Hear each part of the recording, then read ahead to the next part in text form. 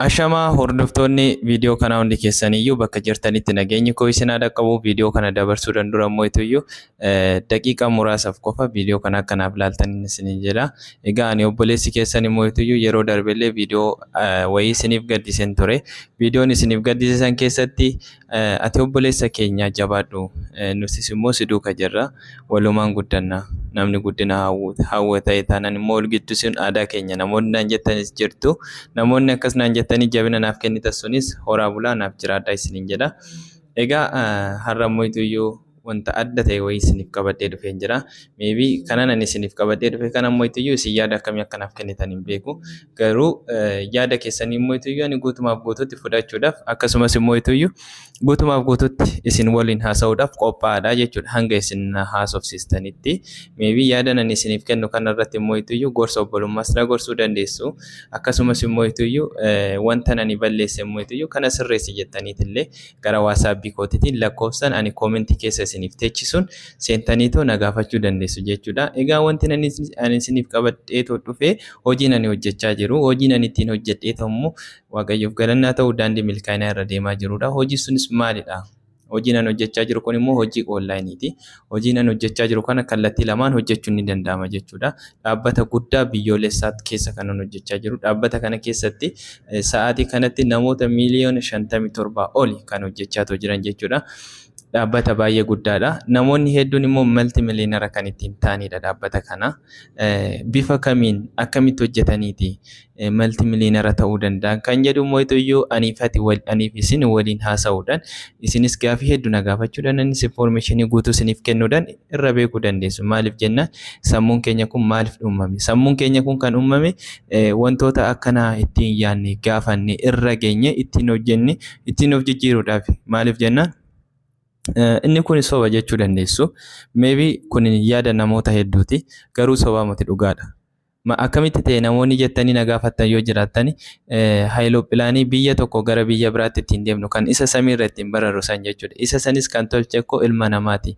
Maaliif ogummaa Waaqayyo isaaf kennetti fayyadamee sammuu isaatti fayyadamuudhaan isa san tolche samiirra bararuudhaan biyya tokko gara biyya tokkoo ittiin deema. Akkasumas makiinaa lafarra deemtu kan tolche illee ilma namaati. Maabiraatii nuti ibsannu kanas kan tolche ilma namaati. Bilbila ani amma ittiin haasa'aa jiru kanallee kan tolche ilma namaati. Ilmi namaa erga siistama kana hunda itti fayyadamuu danda'e, erga siistama kana hundaan wantoota hedduu wantoota kana hunda hojjechuu danda'e, siistama kanaan immoo akkamitti ikoonomii hojjechuu dadhabaa namoonni jettanii yaaddan xinnoo ishee teeknooloojii wajjin wal loltan natti fakkaataa jechuudha. Teeknooloojii wajjin wal loluun immoo gatiis nama kaffalchiisa, bu'aallee qaba. Bu'aa akkamii qaba gaaf jenne? Gaafa teeknooloojii daandii gaariidhaan itti fayyadamne teeknooloojii sun nu gata. Ittiin kufna. Garuu bu'aan inni qabu immoo teeknooloojii waan gaarii yoo itti fayyadamne akkasumatti waan gaarii irraa argannaa jechuudha. Sila kana ta'eef isin hangam ilaalcha teeknooloojiidhaaf ilaalcha qabdu? Hangam immoo biizinasa kanaaf ilaalcha qabdan kan jennu koomentii keessa lakkoofsa isiniin teechisuun gara WhatsAppitiin na seentanii sirriitti na haasofsiisuu ni dandeessu jechuudha. Inni lammataa immoo gorsa obbolummaa na gorsuu dandeessu. Namoonni gorsa obbolummaa na gorsuudhaaf qophooftanillee gorsa keessanis fudhachuudhaaf isin waliin haasa'uudhaaf qophaa'aadha. WhatsAppiidhaan seentanii na waliin haasa'uu dandeessu. Waa'ee biizinasa kanas na wajjin haasa'uu dandeessu jechuudha. Biizinasa kana immoo kallattii lamaan hojjechuu ni danda'ama. Tokkoffaa onlaayiniidhaan iddoo jirtanirra, lammaffaa immoo qaamaan iddoo nuti argamnutti sadarkaa biirootti dhuftanii nu waliin hojjechuu dandeessu jechuudha. Garaagarummaan jiru maa inni gaafa sadarkaa biirootti argamnee hojjennu dhugaa jiru ija keenyaan laala. Dhugaa jiru immoo leenjii jiru immoo qaamaan fudhachaati. Maaliif? Nuti nyaatolee garaagaraa nyaata mi'aawoo ijaarsa qaama keenyatiif ta'an ni nyaanna. Akkasumas immoo sammuun keenya kunis nyaata barbaada. Sammuun keenya kun yoo nyaata argachuu baate maalidha? Nyaanni sammuu maalidha? Barumsa. Nyaanni sammuu maalidha? Beekumsa. Nyaanni sammuu maalidha? Leenjiiwwan garaagaraati jechuudha.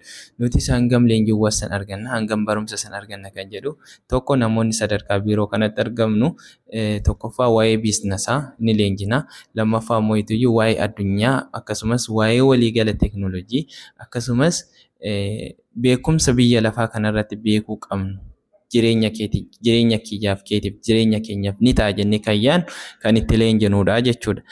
Garuu ijoollee sadarkaa biiroo onlaayiniidhaan hojjetan immoo meebii leenjiiwwan kana maaliidhaan argatu? Sagaleedhaan yookiin viidiyoodhaan argatu. Gaafsanii akka barbaadanitti bifa barbaadaniin viidiyoowwan sana hordofuu baachuu danda'u. Maaliif asiin hojiin madaabii jira. Akkasumas immoo hojiin mootummaa warri hojjetan, hojii dhuunfaa warri hojjetan galii guyyaadhaan argatan yookiin immoo sa'aatii san keessatti wantoota argatan san dirqama hojjechuu baatan wantichi sun waan baduuf dursa kana dhiisanii saniif kennu jechuudha. Garaagarummaan jirtu kana malee sadarkaa argannaa irratti kan onlaayiniidhaan hojjetes kan qaamaan hojjetellee ni danda'ama jechuudha. Namoonni hedduun ani hojiin qabaa jettu garuu moti. Hojiin kun hojii keessa saniin kan wal dha'uu miti. Hojii dabalataati. Dabalata hojjechuu ni dandeessu jechuudha. Dabalata hojjettanii argachuu ni dandeessu. Sila kana ta'eef wanna hojii keessanii wal dha'uu hin jiru. Keessaayyuu immoo ijoolleen mana madaabii keessa hojjettanillee biizinasa kana bifa addaatiin hojjechuu dandeessu. Har'a isin achi teessanii hojjettanii leevil istaarii keessan guddisuudhaan boru barbaadda sadarkaa biirootti argamtanii barbaaddan immoo lafuma jirtanirraa itti fuftanii biizinasa kana hojjechuu ni dandeessu. Guddinni kun keessanii fi caarraa kan namoonni sammuu qabu itti fayyadamanii itti milkaa'anii jiru. Isin hoo hangam ilaalcha gaarii qabdu, hangam jijjiiramni naaf mala jettanii sammuu keessatti waan gaarii yaaddan kan jedhu gaafii adda ta'e cimaa wayii isin gaafadhee jira. Gaafiin kunis maalidha? Isin eenyu?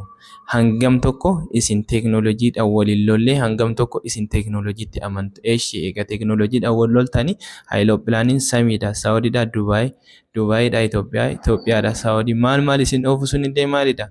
Inillee likkii miti waan ta'eef isaan isin deeminaa isiniin jedha. Kun dhaamsa kooti.